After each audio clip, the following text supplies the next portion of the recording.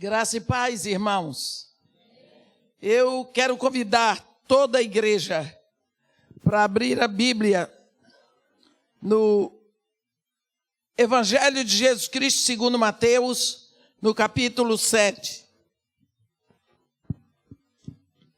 Mateus, capítulo 7.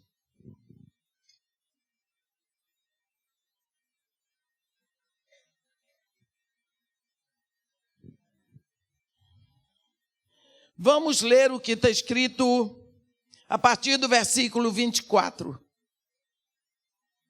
onde está escrito assim: todo aquele, pois, que ouve estas minhas palavras e as pratica, será comparado a um homem prudente, que edificou sua casa sobre a rocha. E caiu chuva, transbordaram os rios, sopraram os ventos e deram com ímpeto contra aquela casa, que não caiu porque fora edificada sobre a rocha. E todo aquele que ouve estas minhas palavras e não as pratica, será comparado a um homem sensato, que edificou a sua casa sobre a areia. E caiu a chuva, transbordaram os rios, sopraram os ventos e deram com ímpeto contra aquela casa, e ela desabou, sendo grande a sua ruína. Amém. Meus irmãos, Jesus aqui está falando para um grupo específico de pessoas. Para as pessoas que ouvem a palavra dele. Ele está deixando claro que entre as pessoas que ouvem, existem posições e respostas diferentes. Um grupo ouve e pratica, e o outro grupo ouve e não pratica. Porque ele deixa claro que vai cair chuva, rios vão transbordar, ventos vão soprar, e tudo vai dar com ímpeto sobre a sua construção, os seus projetos, os seus sonhos, a sua vida, o seu futuro. Quem ouviu a palavra e praticou, pode ficar sossegado. Mas quem não praticou, azar dele. Quem mandou ouvir e não praticar. Então, nós tomamos isso para nós. Temos ouvido sobre graça desde sexta-feira. Às vezes, nós temos uma sensação, quando nós olhamos, é inevitável olharmos a vida de muitos dos nossos irmãos. Eles vão para a igreja, eles ouvem a palavra, eles oram, eles ministram louvores. E depois a vida deles é tão absolutamente sem nenhum brilho lá fora. Não tem brilho. A impressão que eu tenho, e eu temo por isso, que depois de ter ouvido sobre a graça de Deus, sexta-feira, sábado e domingo, acontece o que lemos em Josué. Ao subirem do meio do Jordão os sacerdotes que levavam a arca da aliança do Senhor, assim que as plantas dos seus pés se puseram em terra seca, as águas do Jordão se tornaram ao seu lugar e corriam como dantes sobre todas as ribanceiras. Josué 4, versículo 18. Os sacerdotes tomaram a arca, eram 4 sacerdotes. Quando eles pisaram a água do Jordão, o Jordão se abriu. A água desceu, a que estava para cima se enrolou e segurou. todo o povo, os sacerdotes ficaram ali no meio, com a arca, todo o povo passou. Quando eles saíram do Jordão, eles pisaram a terra prometida. Ali era Gilgal, a porta de entrada da terra prometida. E os sacerdotes ficaram lá. Enquanto os sacerdotes estavam lá, o Jordão não desceu. Deus mandou Josué, pega um homem de cada tribo, e esses 12 príncipes, cada um vai tirar uma pedra do leito do Jordão para construir em Gilgal um memorial. Foi tudo feito. Acabou tudo, acabou. Então os sacerdotes passaram e pisaram em Gilgal. E a Bíblia diz que assim que os sacerdotes, com a arca do Senhor, pisaram em terra seca, o Jordão se tornou ao seu lugar. E as águas corriam como dantes sobre todas as ribanceiras. Era como se o Jordão não tivesse sido aberto. Era como se nada tivesse acontecido. Tudo voltou a ser como antes. Eu tenho, às vezes, uma impressão sobre isso quando eu estou orando pela igreja, porque eu oro pela igreja onde eu vou pregar. E oro pela igreja depois que eu vou embora. Que a nossa vida volte a ser a mesma. Que não haja nenhuma diferença. Não pode haver. Depois da igreja investir tanto, será que nós temos ouvido e não vamos praticar nada? Não houve nenhuma diferença. E Jesus Cristo diz: vocês ouvem as minhas palavras. E eu já disse, Jesus Cristo está falando para um grupo de pessoas. São as pessoas que ouvem a sua palavra. Tem os que praticam e os que não praticam. Para uns, quando eles saem da porta da igreja, as águas do Jordão voltam a correr como dantes. Para outros, existe uma diferença. Como podemos saber disso? Palavra. Uma coisa é ouvirmos uma história contada. Uma coisa é ouvirmos a respeito da palavra. Mas outra coisa é ouvir a palavra.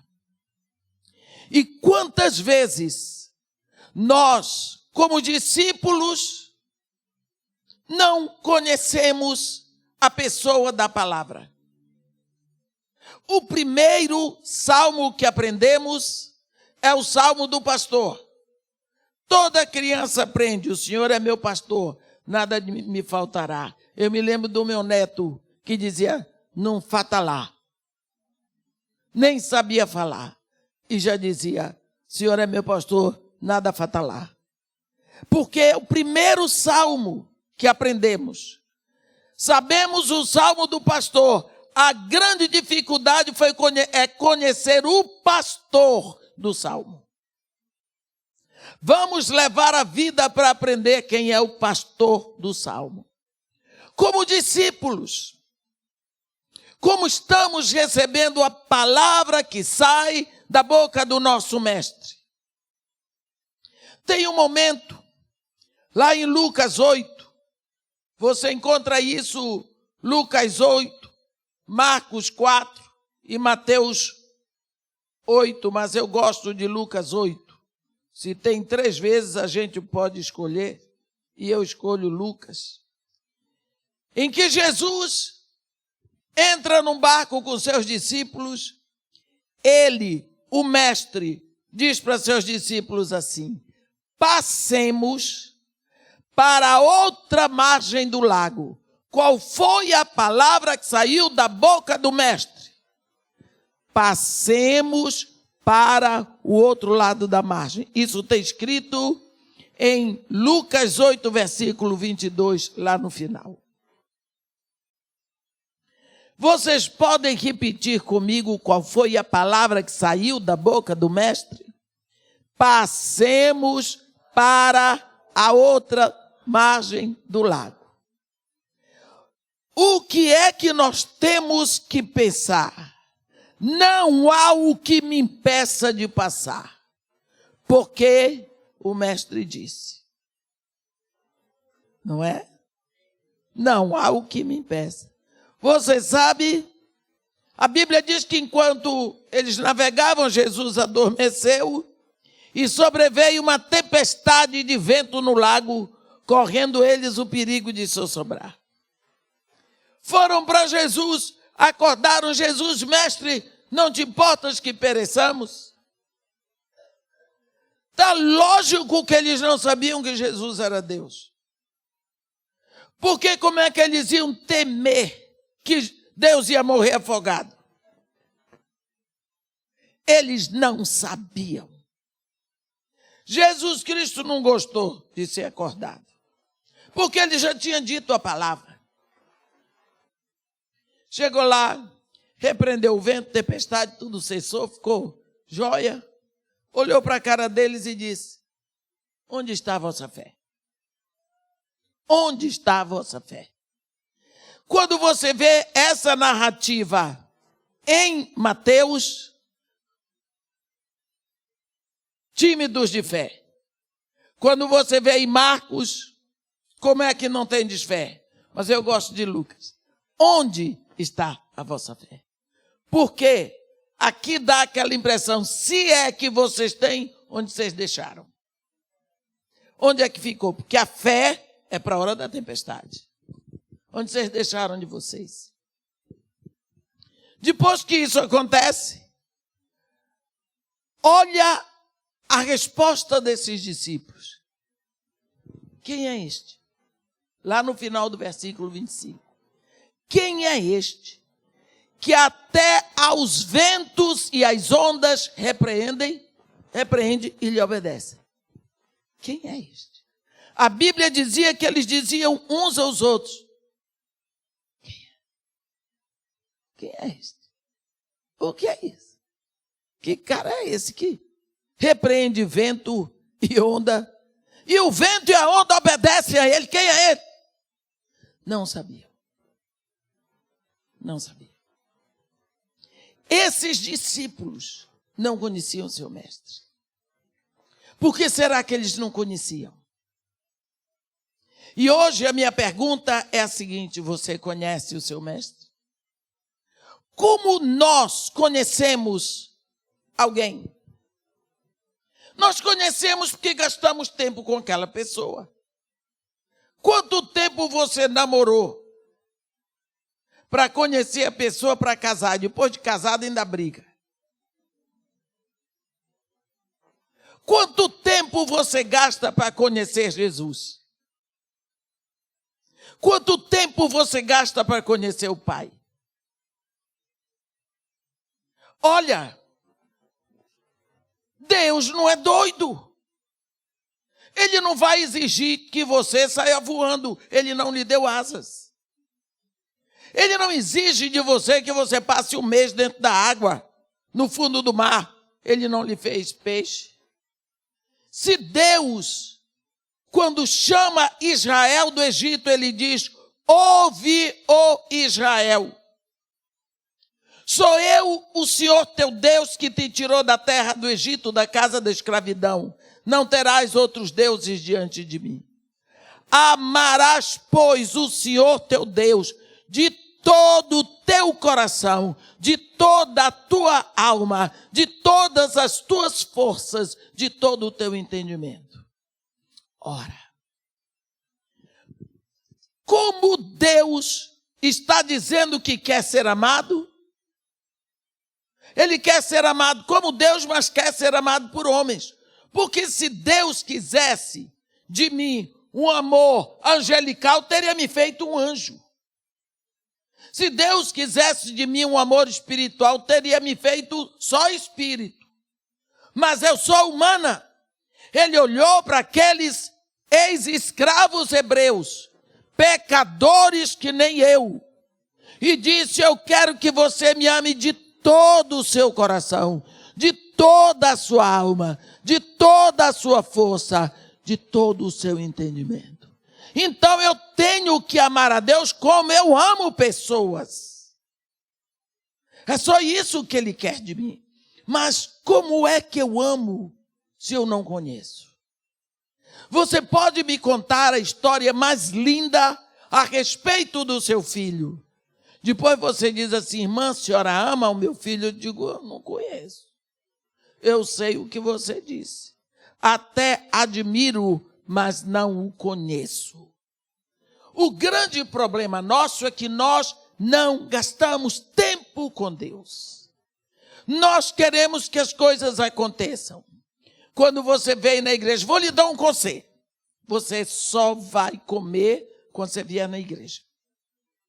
É a melhor dieta que tem para quem quer perder peso. Feche a boca quando sair ali fora. Traga a comida para comer no próximo domingo. Você vai ver. Você perde peso, você perde tudo. E compre o caixão. Por quê? Porque sem alimento. Você não gasta tempo com Deus. Olha, a Bíblia diz que Abrão e Terá, seu pai, adoravam outros deuses. Depois que Harã morreu, Terá e Abrão saíram de Ur. E quando Terá morreu, Deus chamou Abraão e fez Abrão sair da terra. Fez não, convidou. Deixa a tua terra, a tua parentela, a casa do teu pai, vai para uma terra que eu te mostrarei. Deus não disse qual era a terra. Deus disse, eu vou te mostrar. Abraão saiu da Mesopotâmia e foi embora. Levou a mulher, levou o sobrinho, os rebanhos e foi. Quanto tempo este homem passou? Ele saiu do extremo sul do Iraque e foi para a Palestina. Ele não sabia que estava indo para a Palestina. Eu morei na terra de Abraão 3 anos. Nós tomávamos um avião ali, hoje se chama Basra, 1h10 até Bagdá, e depois de Bagdá para o Cairo, 1h20 de avião. Ele saiu a pé, armando e desarmando tendas pelo deserto de Abadã. Quanto tempo! Este homem esperava que Deus a qualquer momento falasse com ele para dizer qual era a terra. Nada. Ele teve que desenvolver uma consciência auditiva voltada para uma voz que ia falar. Então ele teve que desenvolver o equipamento mental. Eu preciso ouvir a voz, senão eu vou perambular pelo deserto de Abadã até morrer. Ele desenvolveu aquela atenção. Depois de muito tempo, ele chegou nos carvalhais de Manre, onde habitavam os cananeus, e ouviu aquela voz, Abraão, eis-me aqui, Senhor, é esta, a terra que sob juramento eu dou a ti, e a toda a tua descendência para sempre. Ele teve que voltar a atenção da alma dele para a voz de Deus. Por que será que todas as vezes que Deus chama alguém, ele dá um jeito de levar a pessoa para o deserto? Para que no deserto a pessoa livre de outros sons possa buscar a voz dele, possa se interessar, dar atenção pela voz dele. Às vezes eu penso, a Bíblia diz que diante do trono de Deus existem 4 seres viventes, cheios de olhos por dentro e por fora. A Bíblia diz que eles não se cansam de proclamar, nem de dia e nem de noite. Santo, santo, santo é o Senhor. Você pensa, desde toda a eternidade, essa voz está enchendo o universo. Voz de 4 seres viventes, dia e noite, repetindo: Santo, Santo, Santo é o Senhor. Santo. Gente, eu tenho certeza que o universo está impregnado deste clamor. E eu que vivo dentro de avião para cima e para baixo, às vezes eu olho para aquelas nuvens e eu digo: se eu ficasse ali de fora, eu sei que eu sou doida, mas o que eu vou fazer? E pudesse ouvir, será que eu ia poder discernir? O único som que eu ia ouvir: Santo, Santo, Santo. Porque depois de milhões e milhões de anos, esse clamor repetido dia e noite, ele enche o universo. Quando Deus chama Abraão, deixa Abraão tanto tempo no deserto, para Abraão dirigir a atenção para a voz dele. Quando vem João Batista, vai para o deserto. Os profetas iam para o deserto. Lembra de Paulo quando foi chamado? Paulo saiu de Damasco, pegou um atalho porque botaram ele por cima do muro para fora, porque os judeus queriam matá-lo. Ele foi direto para a igreja lá em Jerusalém. Agora eu vou conhecer Pedro, eu vou conhecer João, eu vou conhecer Tiago. Toda a turma que conheceu Jesus, ele não tinha andado com Jesus. Ele era jovem. Quando chegou lá, a igreja não o aceitou, graças a Deus. Entre os fariseus, ele era um traidor. Entre os cristãos, ele era um matador. Ninguém queria Paulo, não prestava para ninguém. Jesus disse: vem. Porque você não presta mais para ninguém, presta para ele. Ele diz que ele foi ficar 3 anos no deserto da Arábia e em Damasco. Aí ele diz: para conhecê-lo e o poder da sua ressurreição e a comunhão com seus sofrimentos, conformando-me com ele na sua morte. Ele diz que por esse tempo ele teve a revelação do evangelho das insondáveis riquezas de Cristo. Glória a Deus que ele não foi aceito na igreja de Jerusalém, porque ele pôde ir para o deserto e ter o seu tempo com Deus. Conhecer, para conhecê-lo. Como é que você pode servir alguém, agradar alguém que você não conhece?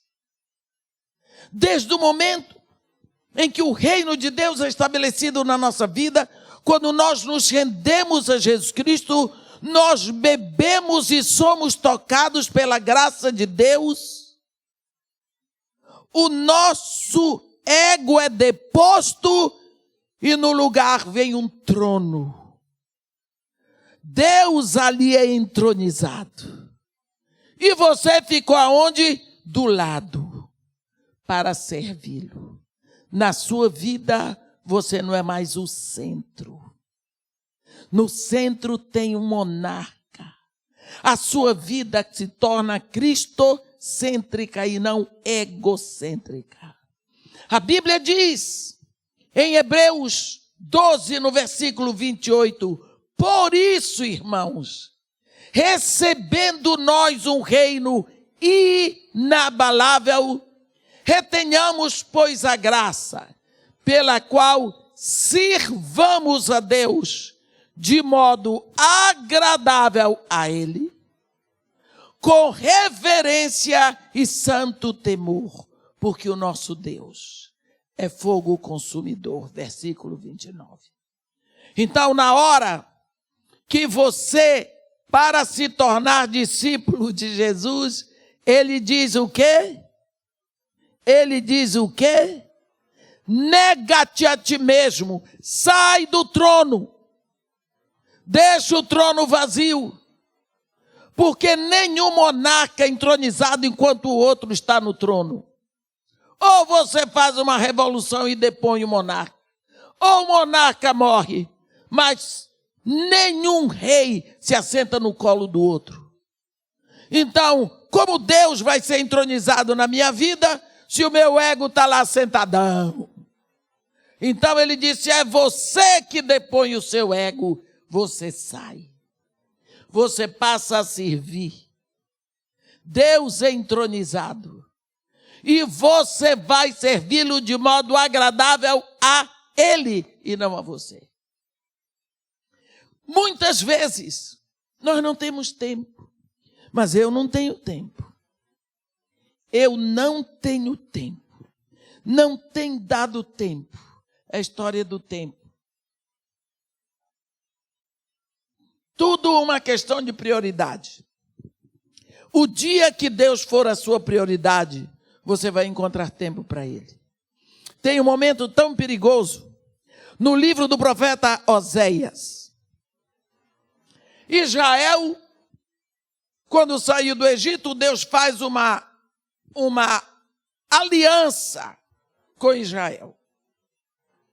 E por essa aliança, Deus se torna o marido da nação. Porque na visão de Deus, o marido é aquele que ampara, que protege, que provê, que ama, que supre e que é capaz de morrer para defender a sua esposa. Marido é protetor, é provedor. Então Deus se torna, por isso, o marido da nação. Ele cuida dessa esposa dele durante o deserto todinho. E ele vai se revelando. Ele vai se dando a conhecer para a nação. Mas como o desejo de todo marido é dar um lar para sua esposa, Jeová também queria dar um lar para sua nação, esposa. E o lar era Canaã. E ele avisa, olha, quando vocês entrarem na terra que eu dou a vocês, não vai ser como na terra do Egito. Eu vou mandar a chuva na medida certa. Eu vou mandar o sol no calor certo. Vocês vão beber de vinhas que não plantaram, de poços que vocês não cavaram. Vai estar tudo bem. Só uma coisa. Não se metam com os deuses daquele povo. Não se deem em casamento com eles. Porque eles vão expulsar vocês da terra. Quando chega no limiar da terra prometida, Deus ainda diz, hoje eu tomo os céus por testemunhas diante de vós, em que vos propus a vida e a morte, a bênção e a maldição. Escolhei, pois, a vida para que possais viver vós e os vossos filhos. O povo entrou. E logo eles estavam flertando com todos os Baalins. E parece que dos Baalins, o mais charmoso era Baal. Então Baal passou a ser Deus dele. Deus mandava colheitas imensas de trigo. Eles diziam, olhe os nossos campos, amarelinhos de trigo, amarelinhos de milho, como Baal é bom. Baal é que Deus dá Deus bom. Olha, que maravilha, tudo que Deus mandava eles atribuíam a Baal. Baal é o Deus de Canaã. Olha como ele nos dá tudo. Jeová, o Deus de Abraão, ele é Deus do deserto. Todo dia ele mandava só aquele maná enjoado. Todo dia. Aqui não tem variedade. E começaram a trair a Deus. Que negócio. E Deus começou a mandar profetas para avisar. Porque o profeta de Deus é aquele que chama o povo em arrependimento de volta para Deus. O falso profeta não, ele diz que tudo está bom, que Deus é muito bom, que Deus nos deu a graça, que Deus já perdoou, que Jesus Cristo já foi na cruz, eu não tenho mais que fazer nada, que Deus é bom. Mas ele não diz o cerne da verdade. O falso profeta nos leva a receber a palavra do cavaleiro do cavalo branco, que está lá em Apocalipse. A Bíblia diz que quando o cordeiro abriu o primeiro selo, vem um cavalo branco. E o seu cavaleiro vem vencendo e para vencer. Ele tem na mão um arco. E ele vai ser coroado. Você já pensou um cavalo branco maravilhoso, um cavaleiro lindo, com arco na mão? Tem coisa mais ridícula. Sem flecha. Então ele tem toda a aparência de guerreiro, vencedor, mas ele não tem a palavra. Não tem flecha. Qualquer criança com a pedrada derruba um cavaleiro desse. Cavaleiro que só tem um arco. Esse é o evangelho falso. Esse é o falso evangelho. É o evangelho que parece com o evangelho de Jesus para os incautos. É o evangelho do cristianismo sem cruz. É o evangelho que prega uma graça barata. É o evangelho do oba-oba, do balacobaco. É esse evangelho que está sendo pregado por aí. Ele usa a Bíblia. Ele usa alguns versículos aqui e ali. Mas ele não tem o cerne. Ele não tem a flecha. Ele não tem a palavra. Assim, nós vemos o que aconteceu com Israel ali. Deus mandava profeta, mas o profeta de Deus não vem dizer o que agrada a ninguém. Vem chamar a atenção da verdade. Porque Deus não mandou seu Filho na terra para nos fazer feliz, para nos dar vida, para que nós tenhamos vida eterna. Aí, Israel não queria ouvir os profetas. Aí um dia Deus mandou o profeta Amós. Última vez. A Bíblia diz a primeira vez, desculpa, Amós, não Oséias. Quando Deus pela primeira vez falou com o profeta Oséias, disse para ele, vai tomar uma mulher prostituta e vai ter filhos de prostituição. É uma coisa tremenda. Só que no capítulo 2, no versículo 14 de Oséias, Deus diz assim, para a nação Israel: portanto, eis que eu te atrairei, te levarei para o deserto e te falarei mansamente ao teu coração. Lá tu serás obsequiosa para comigo, como nos dias da tua juventude, quando eu te tomei pela mão e te tirei da terra do Egito. Lá tirarei da tua boca os nomes dos Baalins. Lá não me chamarás mais meu Baal, me chamarás meu marido. Está vendo? Quando Deus diz que vai atrair, vai levar para o deserto, trema, porque deserto não é lugar de festa. Deserto é lugar de dor, de dificuldade. Às vezes a pessoa esqueceu de Deus que está tudo bem, até que ele cai de cama, ou que ele perde o emprego, ou que ele está numa cadeira de roda, ou num processo de divórcio. Isso é deserto.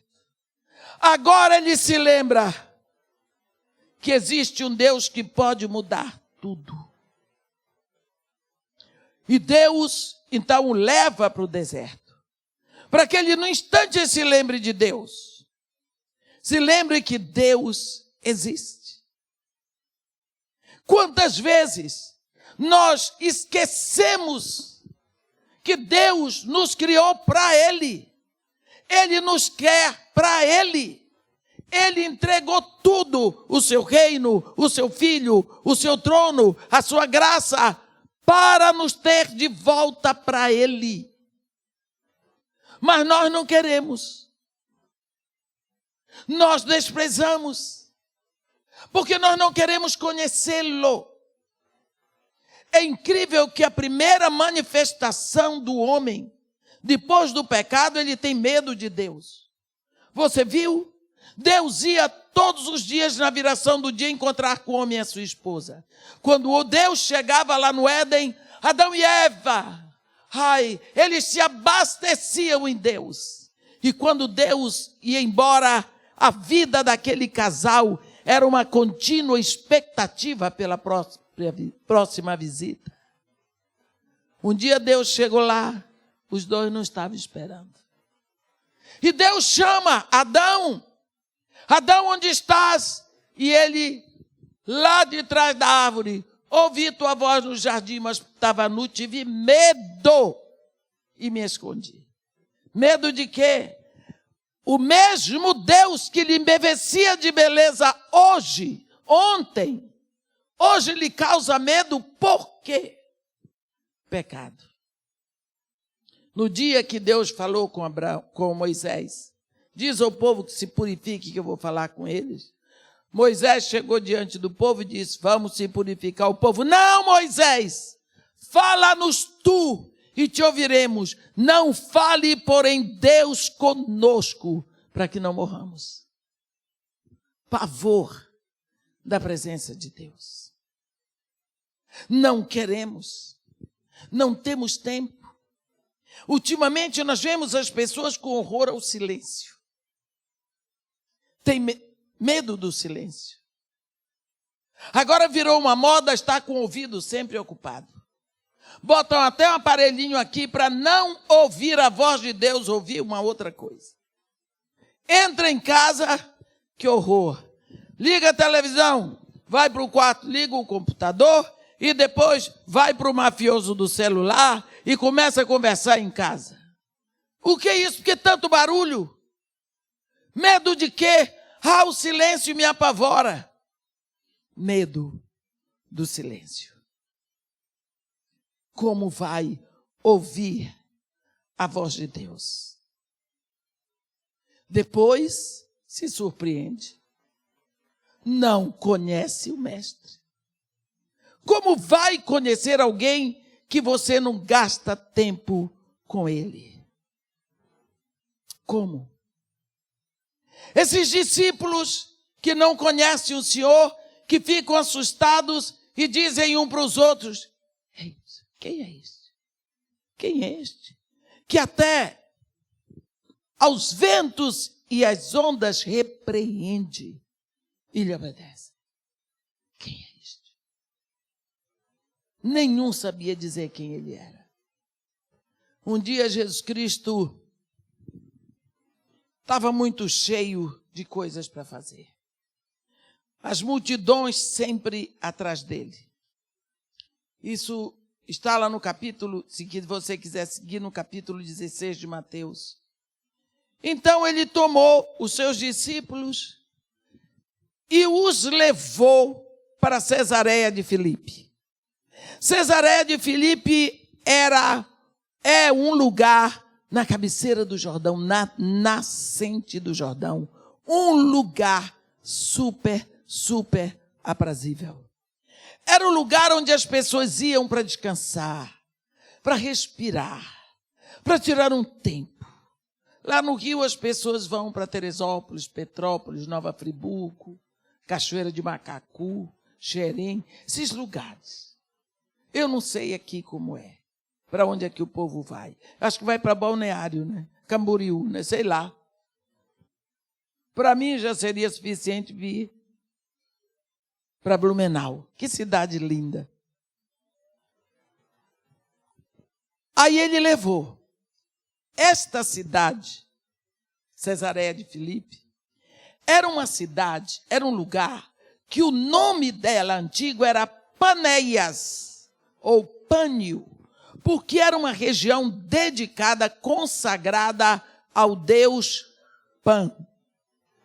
Pan é um deus da mitologia grega que ele encerra em si todos os outros deuses. É o panteísmo.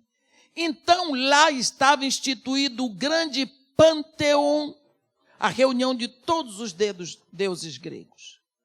Mas aquela região era tão linda que foi tomada, invadida por muitos povos e retomava de novo.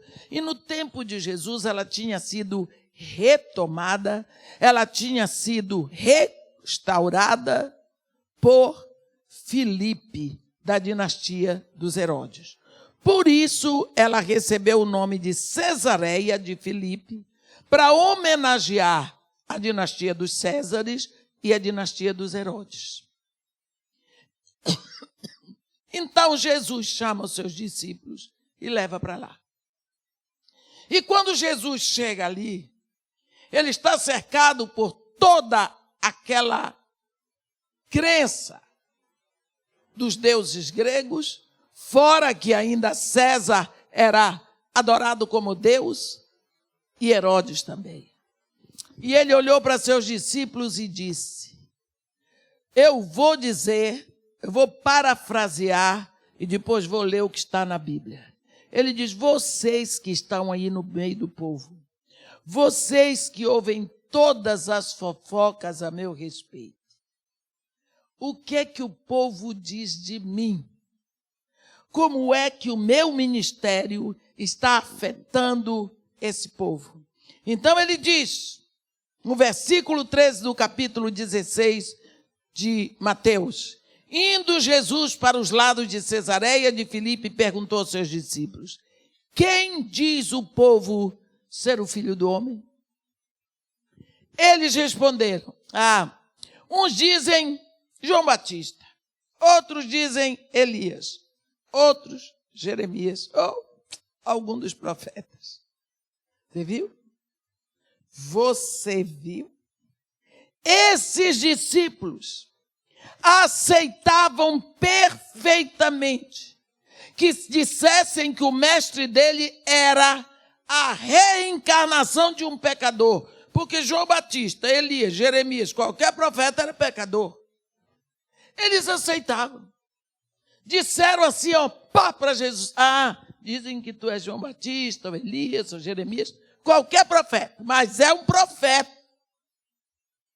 Jesus Cristo tomou aquilo assim, ficou olhando. Olhou para eles no rosto e disse: e vós, quem dizeis que eu sou? O que é que eu sou para vocês? Eles tomaram um susto. Nunca tinham pensado nisso. É mesmo? Quem é ele? E Deus, quando viu a perplexidade do filho, movido da sua misericórdia, veio com graça sobre Pedro, porque Pedro tinha o bocão, e soprou no ouvido de Pedro, e Pedro disse: tu és o Cristo, o Filho do Deus vivo. E Jesus olhou para Pedro e disse: tu és bem-aventurado, Pedro, porque não foi sangue nem carne que te revelou. Foi meu Pai que está no céu, porque se meu Pai não sopra para ti, nem tu sabias também, tu está igual aos outros. Isso já é por minha conta. Você está vendo mais uma vez? Discípulos que ainda não conhecem o seu mestre. Não conhecem o seu mestre. Quantas vezes eu pergunto para algumas pessoas: quem é Jesus para você? Jesus foi na cruz. Eu digo: não quero essa história que está escrita na Bíblia. Eu quero para você, o seu pessoal. Irmã, nunca pensei. Não teve tempo. Nunca se interessou. Que coisa. Que noiva fria, dura, indiferente. Como nós somos indiferentes a essa graça, a esse amor.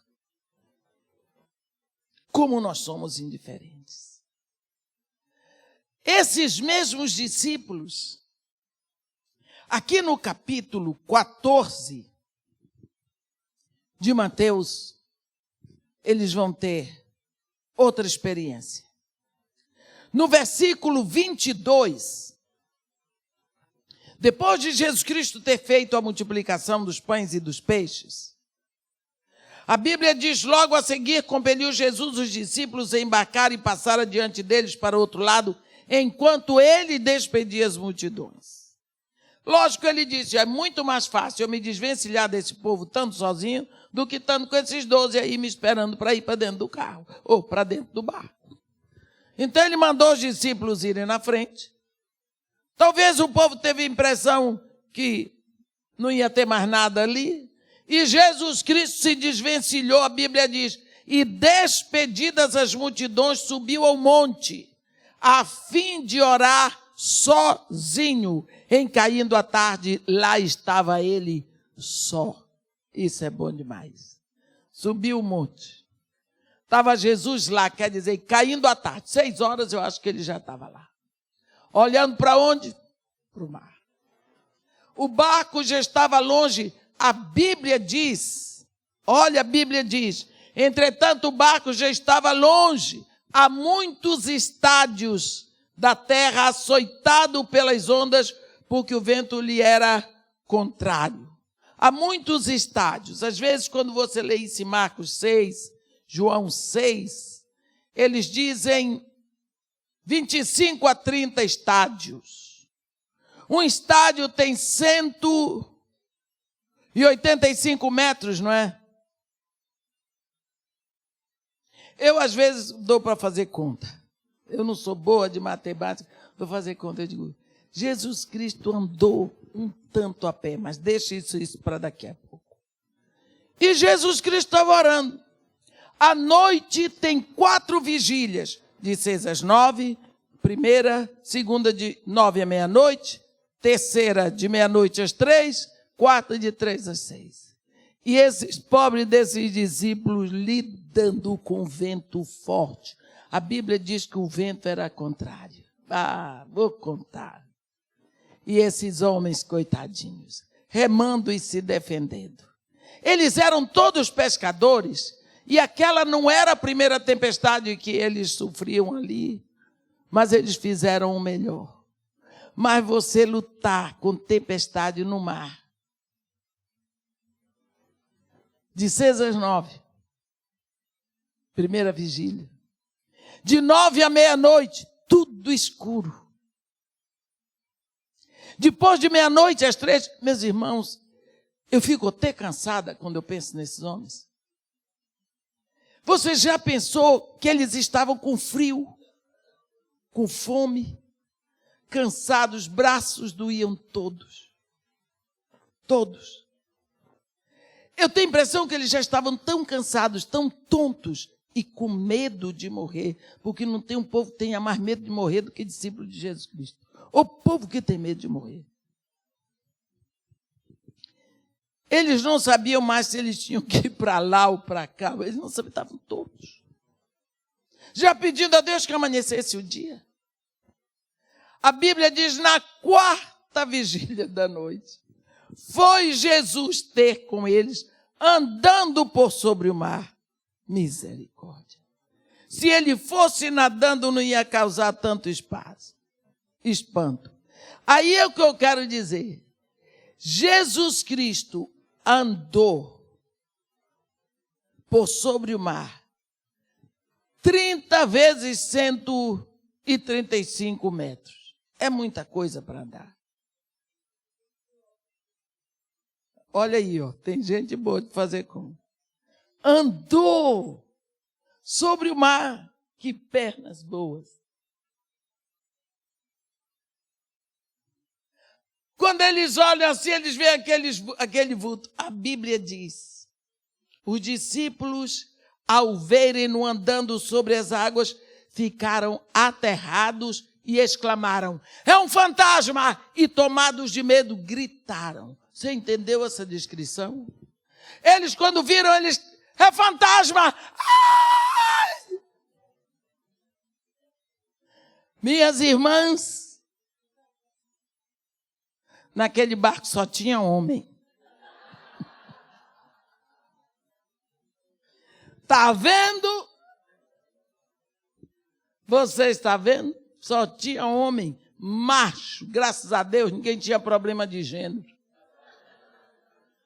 Gritaram, discípulo de Jesus Cristo, macho, que acredita em fantasma, misericórdia. Fantasma andando sobre as águas, meus irmãos, o que é isso?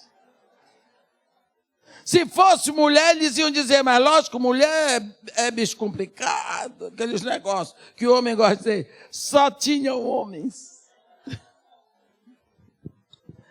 E quando eles gritaram, tadinhos, Jesus imediatamente lhes disse: tem de bom ânimo, sou eu, não tem mais. Agora, como que não vai temer? Vê uma pessoa andando sobre as águas, como que não vai temer? Senhor Jesus, misericórdia.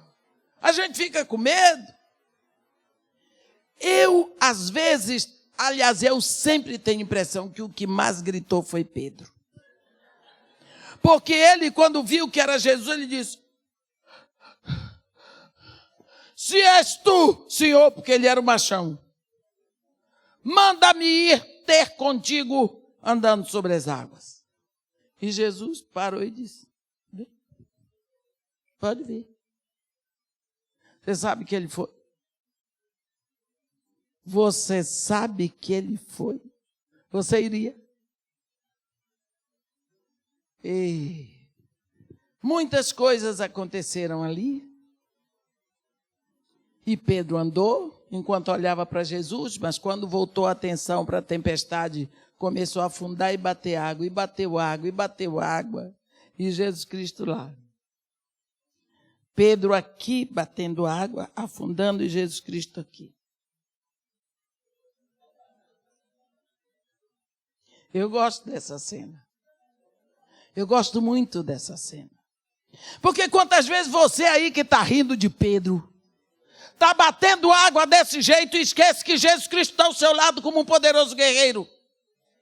Quantas vezes você fica se afogando, tomando dinheiro emprestado com o banco, e tem crente que ainda toma na mão de agiota, se afogando todinho e esqueceu que o seu mestre está no seu lado. Ele pode todas as coisas. Quando ele não aguentou mais, que o mar ia ser sua sepultura, ele disse: Senhor, salva-me. Jesus só desceu a mão. Olha a diferença. Olha a distância. Bem, homem de pequena fé, por que duvidaste? Aí lá vão os dois para o barco. Primeira coisa, Jesus não estava no barco. Ele estava com o discípulo que estava se afundando. Ele não estava lá, ele estava aqui. Nunca pense que ele se afastou porque você está em dificuldade. Ele está do lado, esperando que você dê atenção para ele. Porque ele não é intrometido. Ele diz: clama por mim. Se você convidar, ele entra. Se alguém me convidar, eu entrarei. Quando ele entra no barco com Pedro, aqueles primeiros discípulos, esses mesmos discípulos, que na primeira tempestade disseram: é isso, quem é este? Quem é este que até ao vento e às ondas repreende e lhe obedece? Quem é este? Esses mesmos discípulos, agora, eles têm uma reação diferente. A Bíblia diz: subindo ambos para o barco, cessou o vento. E os que estavam no barco o adoraram, dizendo: verdadeiramente és filho de Deus. Você viu? Na primeira tempestade eram os mesmos discípulos. Quem é este? Na segunda, o adoraram. Verdadeiramente és filho de Deus. A minha pergunta para você agora: quantas tempestades você vai precisar sofrer para reconhecer quem é Jesus? Para saber quem é o seu mestre? Porque esses discípulos precisaram de 2 tempestades. Quantas vezes nós estamos ouvindo a palavra sem praticar? E as tempestades vão acontecer. Porque tanto aconteceu tempestade um dia com Jesus visível, como na outra vez, com Jesus invisível, porque eles não sabiam que Jesus estava no monte orando e olhando para eles. de quantas tempestades você vai precisar. Não se preocupe. Enquanto você não reconhecer que Ele é Deus, enquanto você não o conhecê-lo como Deus, as tempestades vão continuar. Vão continuar. E que vai sofrer o medo, o dano é você. Porque você não sabe o que está acontecendo.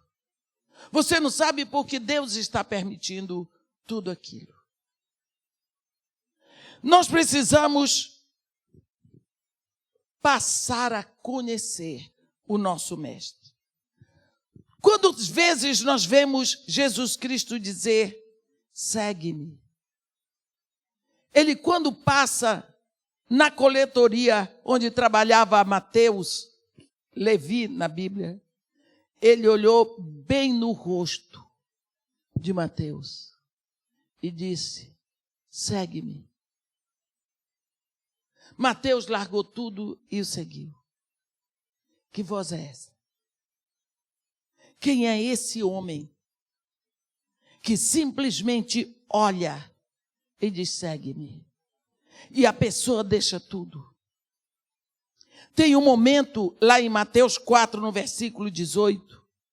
A Bíblia diz que Jesus Cristo vinha andando e ele viu Pedro e seu irmão André. A Bíblia diz que eles estavam limpando as redes, porque eles eram pescadores. Aqueles dois homens adultos investiram dinheiro em material de pesca. Esta era a profissão deles. Eles sustentavam a família com dinheiro da pesca.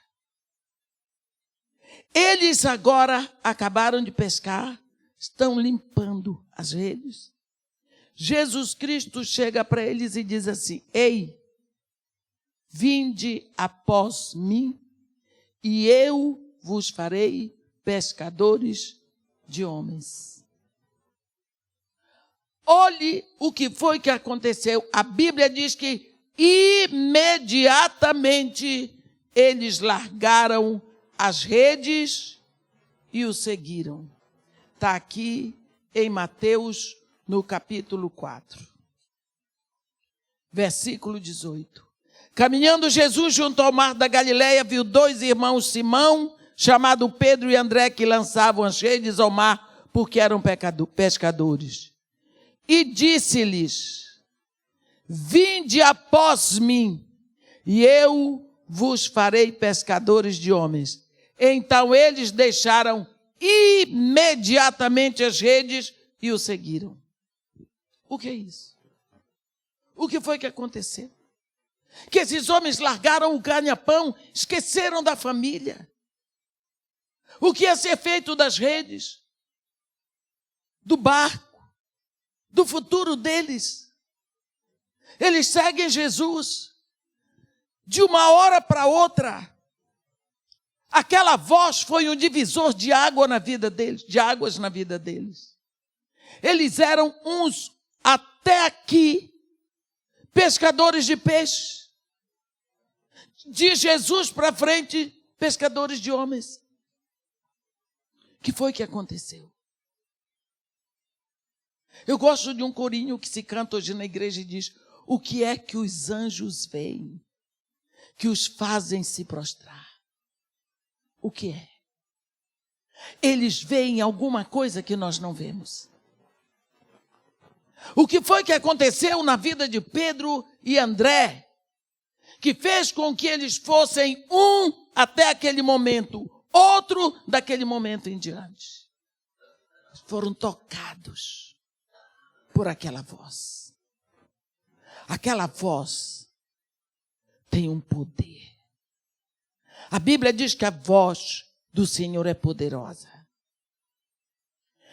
A Bíblia diz que a voz do Senhor é cheia de majestade.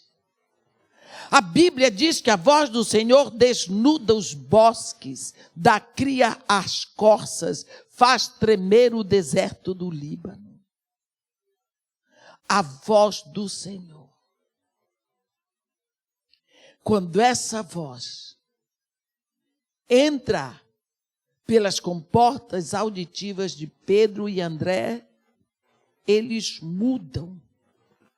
O interesse deles não está mais, até aquele momento estava nas redes, nos peixes, no ganho, no barco. Agora houve o nascimento de uma visão, de um sonho, de um objetivo, uma busca maior. Houve um brilho, nasceu o sol para eles. Há momentos na nossa vida com Deus que o sol nasce. A Bíblia diz que quando Jacó saiu do val do Jaboque, ele saiu mancando, puxando de uma perna. Mas Jacó tinha morrido dentro do val do Jaboque. Quem saía ali era Israel.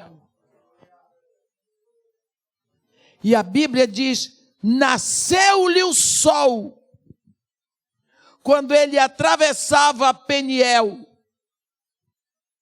e ele manquejava de uma perna. Pensa no que é isso. Nasceu-lhe o sol. A Bíblia diz isso no versículo 31 do capítulo 32 de Gênesis. Nasceu-lhe o sol quando ele atravessava Peniel e manquejava de uma perna. Jacó era adulto. Quantas vezes o sol tinha nascido? Mas naquele dia ele viu um sol que ele nunca tinha visto. Nasceu-lhe o sol quando ele manquejava de uma perna. Ele atravessava Peniel.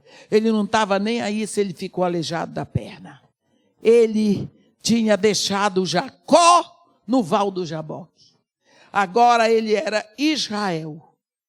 Tanto que daqui a pouco vem Esaú com 400 homens para matar Jacó. 400 homens para matar Jacó. Quando ele encontra com o irmão, eles se abraçam e choram. Por que Esaú não matou Jacó?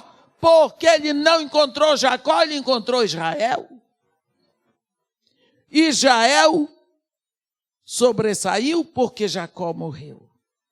Porque ele confessou o velho ego e jogou aos pés de Deus. Você está vendo? Houve um nascimento. Abriu os olhos e viu. Eu digo para você que esse Deus que fez essas coisas no passado, Ele faz e fará sempre, porque Ele é o eu sou. Não é o eu serei ou eu fui. Dali a pouco Jesus Cristo vai e Ele encontra no Levi, não é? Ele encontra Levi. Você pode ver isso em Lucas 5. Ele encontra Levi. Levi tinha um empregão. Ele era fiscal de rendas. Era um empregão. Eu não sei o que aconteceu na casa dele quando ele chegou dizendo que estava desempregado. Né?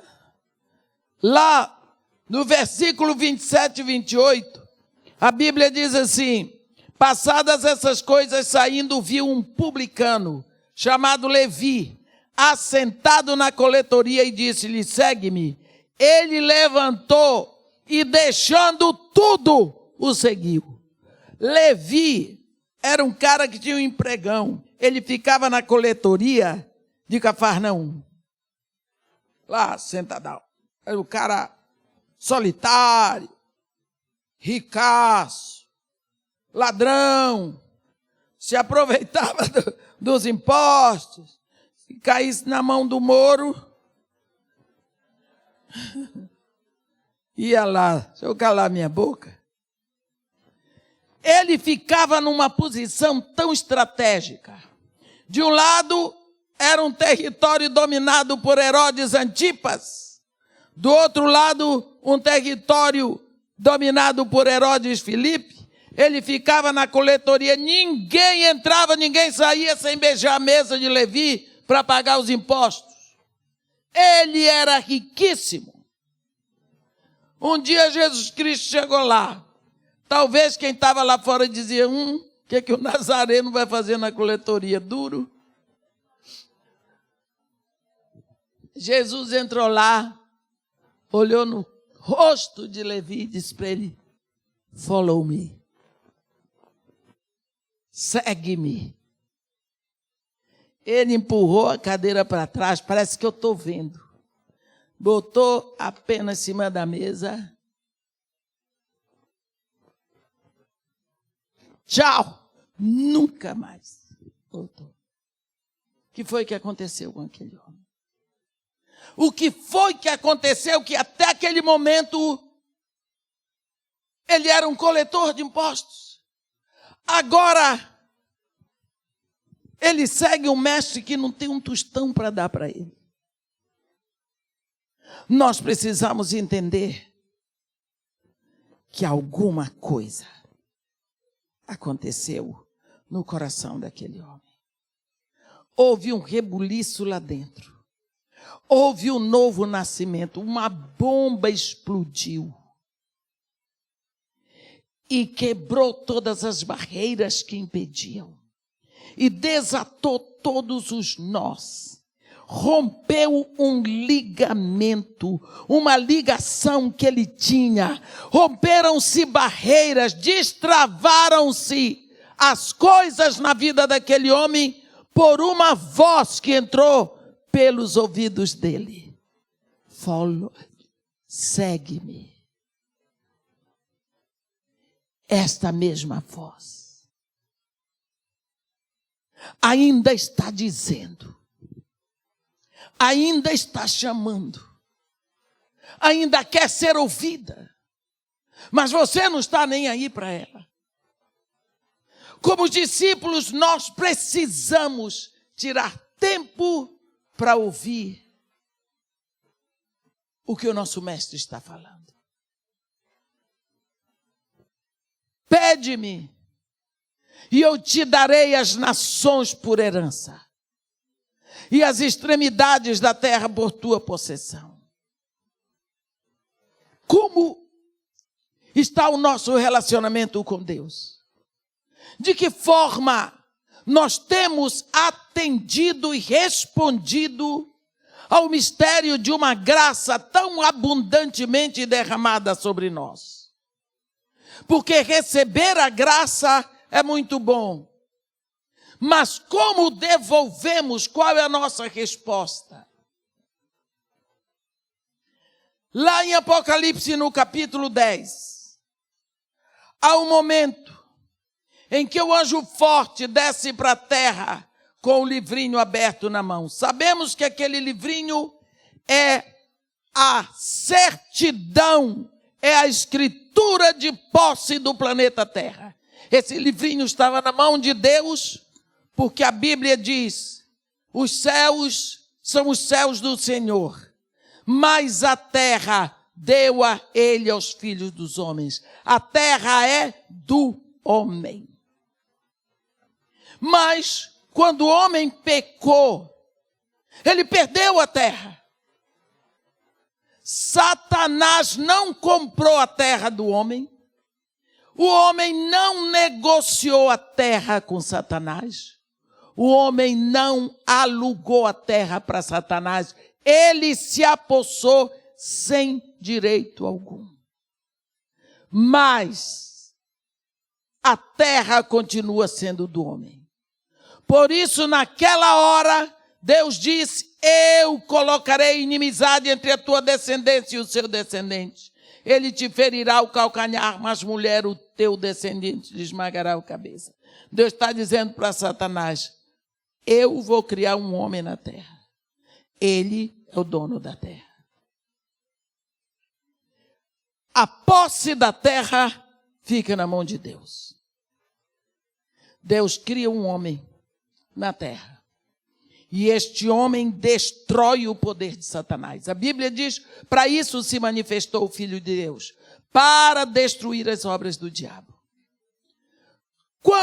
Depois que o Senhor Jesus dita as cartas para João mandar, até o capítulo 3, capítulo 4, João é convidado a subir para o céu. Ele vê uma janela aberta no céu, uma voz que diz, sobe para cá, porque eu vou te mostrar as coisas que em breve vão acontecer. João, então, é o repórter que vai da terra para o céu para fazer a reportagem. Então, João se encontra na sala do trono e começa a descrever. Sala do trono. No capítulo 5, a atenção dele se volta para a mão do Deus Supremo e um objeto que está na mão de Deus. É um livrinho todo escrito por dentro e por fora, selado com 7 selos. Entra um anjo forte e diz, quem é digno de tomar o livro e lhe abrir-lhe os selos?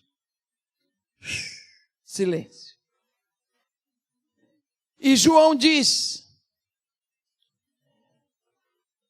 nem eu chorava muito, nem nos céus, nem na terra, nem debaixo da terra, ninguém podia abrir o livro, nem mesmo olhar para ele. E eu chorava muito. Era um silêncio que era apenas cortado pelos soluços de João. Porque ninguém foi achado digno de abrir o livro. Enquanto João chorava e se babava, um dos anciãos se levantou e disse para ele, não chores. Eis que o leão da tribo de Judá, a raiz de Davi, venceu para tomar-lhe os livros e abrir os selos. Então, ele se apruma de novo e olha para o centro. Ele diz, eu vi, no meio do trono e dos 4 seres viventes e dos 24 anciãos, um cordeiro como tendo sido morto. Ele veio, tomou o livro e agora no capítulo 6, ele vai começar a abrir os selos. E quando ele abre o 7º selo, vem no 7º selo a 7ª trombeta, na 7ª trombeta as 7 taças, tudo. Mas no capítulo 10, esse livro vai descer para a terra. A Bíblia diz, veio outro anjo forte descendo do céu, envolto em nuvem com um arco-íris em cima da sua cabeça, o rosto brilhava como o sol, as pernas como colunas de fogo, e tinha na mão um livrinho aberto. Olha, o livro desceu para a terra. A escritura de posse da terra vem para a terra. E vem na mão do Senhor Jesus, porque esse anjo forte, todas as vezes na Bíblia que fala de anjo forte, com as características que estão no 1º capítulo, é Jesus. Jesus desce para a terra, agora o anjo forte. Olha a posição de Jesus. Eu gosto desse negócio. Eu não vou demorar muito, que está passando o tempo, mas eu tenho que falar isso. Jesus Cristo desce com o livrinho aberto. E ele botou o pé direito sobre o mar e o esquerdo sobre a terra. Você viu a posição de onipresença. Botar o pé sobre o mar significa pisar no mar agitado das nações. E o esquerdo sobre a terra quer dizer pisar a terra de Israel. E nessa posição de onipresença ele bradou, como brada um leão, como ruge um leão. Por quê? Quando o leão é o rei dos animais, ele não é o maior de todos, mas ele é o rei. E quando ele ruge, todo animal se cala na floresta. Por isso que um leão nunca ruge quando ele está perseguindo a presa, senão ela tem que parar. Ele levantou a mão para o céu e bradou como ruge um leão. E quando ele bradou, a Bíblia diz que desferiram os 7 trovões as suas próprias vozes. Então, O anjo que via em pé sobre o mar e sobre a terra levantou a mão direita para o céu e jurou. Por aquele que vive pelos séculos dos séculos, aquele que fez a terra, o mar, os céus e tudo o que neles há. Que foi que ele bradou? Já não haverá demora. Mas nos dias da voz do sétimo anjo, quando ele estiver para tocar a trombeta, cumprir-se-á o mistério de Deus, segundo lhe anunciou aos seus servos, os profetas. A voz que vinha do céu, estava falando comigo, diz: vai e toma o livro que se acha aberto na mão do anjo que está em pé sobre o mar e sobre a terra. Fui, pois, ao anjo dizendo-lhe que me desse esse livrinho. Então ele me falou: toma-o e devora-o. Porque certamente será amargo será doce na tua boca, mas no teu estômago será amargo. Fui, tomei o livrinho da mão do anjo e o devorei. E na minha boca ele era doce, mas no meu estômago ficou amargo. Então me foi dito que era necessário que eu ainda profetizasse a respeito de muitos povos, nações, línguas e reis. Você vê a bem-aventurança da graça.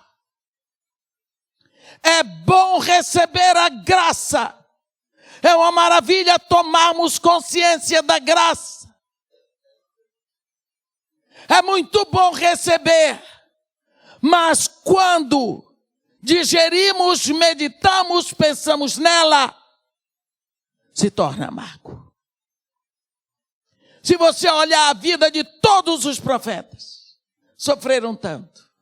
A vida de Paulo, que sofreu tanto, de João, do próprio Jesus, você vai ver que receber a bem-aventurança é tão doce. Mas depois as dificuldades chegam tantas. Por isso, primeiro versículo que dissemos ontem, Filipenses 1:29. Porque tendes recebido a graça de padecer por Cristo, e não apenas de crermos nele. É preciso sabermos que a graça é a grande bem-aventurança de Deus. Ao recebê-la é tão doce, mas se comprometer com ela para darmos a nossa resposta é amargo. Que você possa tomar conhecimento dessa graça e saber que você tem uma responsabilidade só pelo fato de ter sido escolhido. Amém. Que Deus nos abençoe e nos guarde, que faça resplandecer o seu rosto sobre nós e tenha misericórdia de todos nós. Amém.